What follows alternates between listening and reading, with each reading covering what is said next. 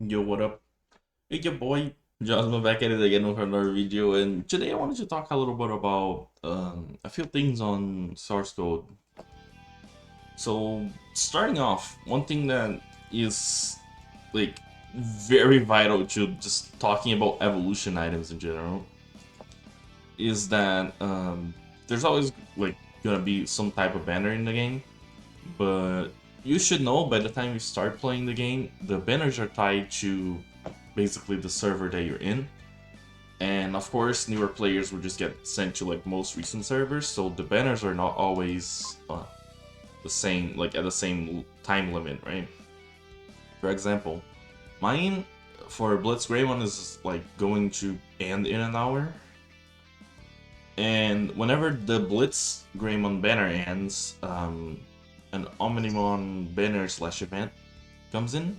I also believe there's a Krasgarumon banner after that. And the game kind of follows this order, but depending on when you start playing, these banners can, or what server you start playing on,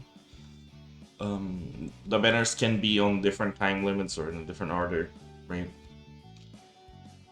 And another thing you need to know about banners is that you're never pulling for the Digimon itself, you're pulling for the evolution item for them.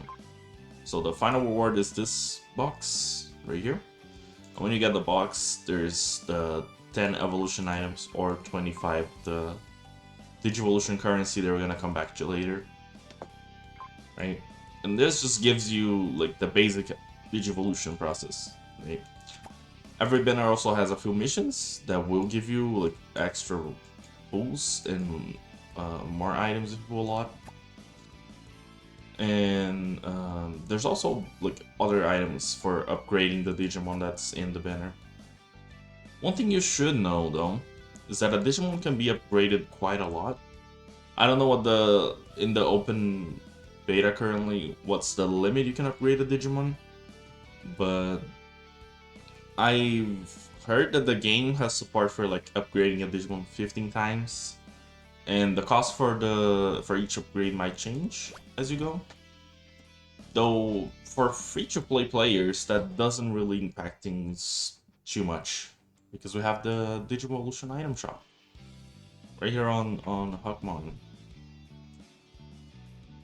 If you open his menu, there's this shop shows up, and there's two different currencies, right? So this first currency, the one that we saw on the banner, it is used for the generic Digivolution items that are quote-unquote free to obtain, right? And the limit out of 20 items, you need 10 items for a Digivolution, right? So 20 is weekly, and then it resets and you can get it again. In the current open beta scenario, I don't know if you can buy more copies of any of these, but I do know that like from the events that the open beta released, you get a Orgreymon for free, you get a Seraphimon for free.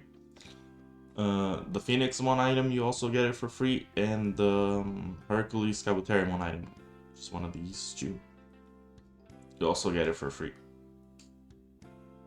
You do receive also, if you do a lot of the later events, copy of Rosemon, which is this item. Basically, those are the Digimons that the game gives you, like from starting out. And you might be wondering, okay, well, how do I do a Digivolution? How does that part of the system works? So for every Digimon, you just gotta tap down here, right? If the Digimon has a split line, you will see a little button. You can always click here to switch to a different line. Yeah, the Digivolution item of course changes for each line. And you also use this currency, which I believe you receive around 40 just for doing your daily quests. The daily quests that can be found up here. You can see that it gives you 2, 4, 6, 8, 10, and 10. And after that, you also need to be mindful of how it works for certain other mechanics. Like for example, for Jogress Digimon, right? You can see that here I have the option for Wargreymon to upgrade him further, and then now here is the button. upgrading here further doesn't matter in the context of doing a Jogress. It doesn't change his stats, because the Jogress item itself is its own thing for the Jogress Digimon. And you do still need to like give 2 copies of the Digimons, right? But if you did upgrade, for example, if I upgraded my Wargreymon before, and after getting Omegamon, I would get some of the items back, like some of the resources back, so that I could get another Wargreymon down the line. And that's kind of how they make it in the game, how they structure it in the game. I must again remember you that like Digimons that are not Mega Stage, they cannot get you anything past level 40, right? So getting a Mega is important, and to increase their level cap, you just gotta cook their favorite food item. As you can see, it gives 500 points when it's their favorite item. So it's important to like also make a point whenever you get the system unlocked to go to the Monzaimon shop and buy this specific evolution item for your Digimon, and then just make their food. Another thing you should know about what Digimon are actually available or not. On the Digimon list, you can check any Digimon, let's say it's Metal Seedramon, and if this message shows up, that means that you cannot get the evolution item for this Digimon yet. Right? And like, it does mean that some Digimon will be easily available later and some just won't. Right? Some you just gotta wait for. And also, since you can do like many upgrades, I would, especially if you're free to play, I would suggest that you like go for any of the Digimon in the list over here, right? Because these are items that you can get daily or weekly. Let me give you a rundown of all the Digimon here. So first we have Magnamon, then we have Holy Dramon, or Magnadramon, however you want to call it. After that is Wargreymon, Metal Garurumon.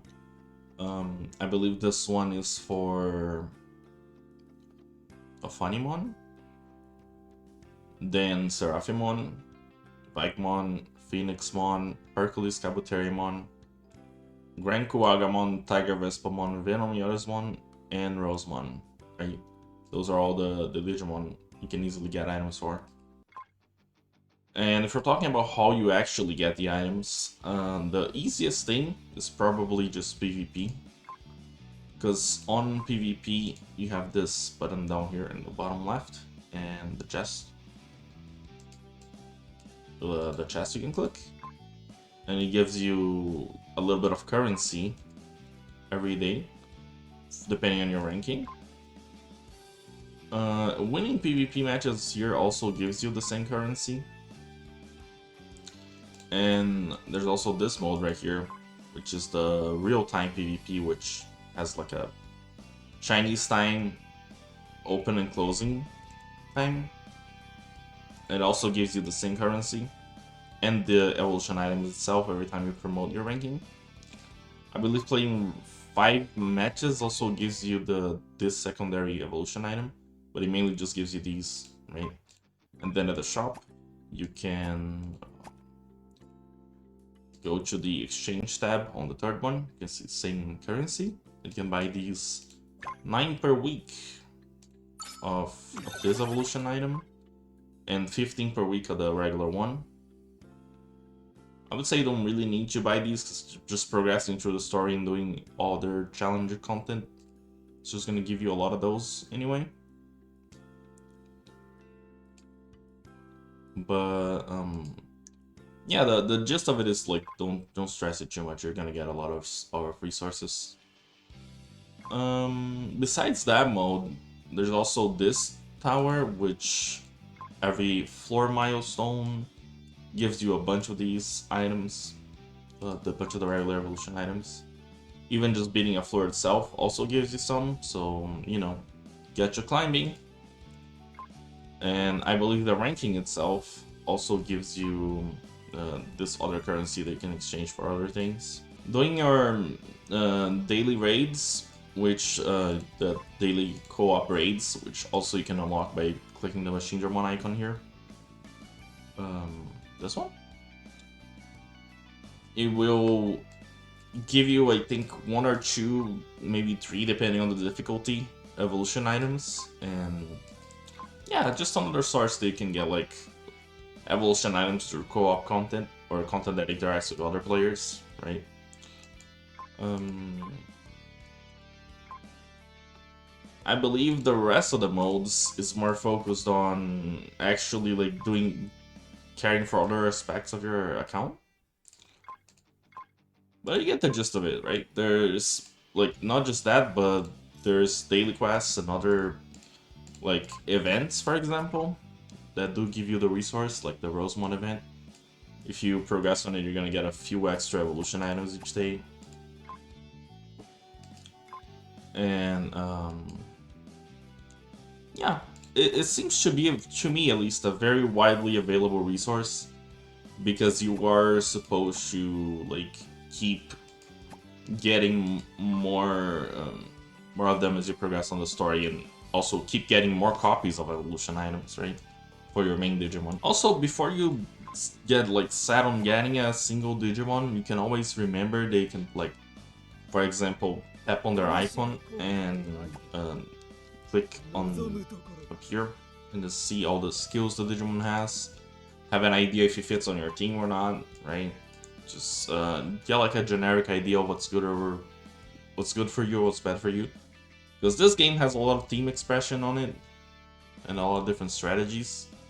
But like, since it is like most mobile games, eventually you're gonna hit walls. Like, for example, on my story progression, I hit a point where I gotta get level 54 to continue. And then all the content that I have left available for me is just doing more dungeons and other side content, right? And that's just the type of thing they're gonna have to like come to terms with, or like not being strong enough for certain things, having to come back on a different day.